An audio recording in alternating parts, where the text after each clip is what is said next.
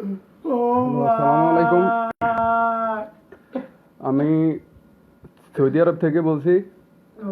আজ বাংলাদেশের এই করুণ কাহিনীর কারণে আমার এক বন্ধুর মা মারা গেছে। ওর মা মারা গেছে সকালে, ও কিন্তু খোঁজ খবরটা নিতে পারে নাই।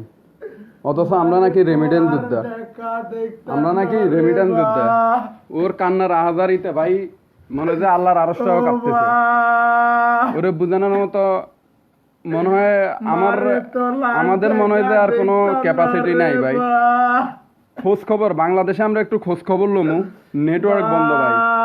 ওই ছেলেটার লাস্ট মানে আমরা তো প্রবাসী রেমিটেন্স যোদ্ধা, আমরা যে ওর মারে যে লাস্ট একটু কাপড় ফরাইলে যে ভাই লাস্ট যে দেখমু ভাই, ওই ক্যাপাসিটিটা পর্যন্ত খানকির ফোলারা রাখে নাই।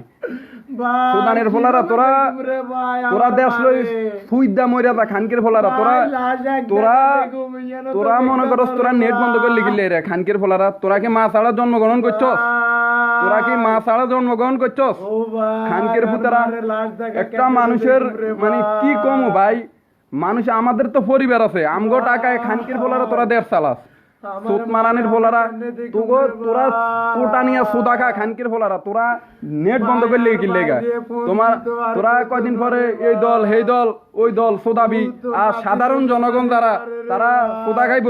খানকির ফুতেরা তোরা নেটওয়ার্ক বন্ধ করছস, ওই ফোলার মারাতে শেষ দেখাটা দেখবো, ওই ক্যাপাসিটি তোরা রাস না। দেশের মধ্যে মনে 100 ফোন দিছে, ফোন ঢুকে না। সুত মারানির ফোলারা, মাগির ফোলারা,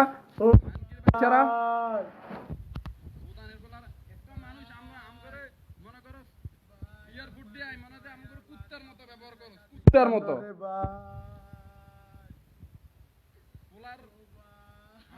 আমার সাথে আমরা একই সাথে কাজ করি। সকালবেলা এই ঘটনাটা শোনার পরে ভাই কি কম মনে দেয় নিজে, আমার পরিবার কি আছে, আমার পরিবার কেমন আছে। এরকম তো হাজার পরিবার আছে, অনেক মানুষের তো হয়তো এরকম একটা অ্যাক্সিডেন্ট করছে, কেউ তো খোঁজ খবর লইতে পারতেছে না। একটু যে দেখবো ফ্যামিলিটারে, ওটা পর্যন্ত পাইতেছে না। তোদের মতো নিমক হারাম জালিম শালারা, তোরা মনে হয় মা ছাড়া জন্মগ্রহণ করছিস দুনিয়াতে, মা ছাড়া। ও মা গো।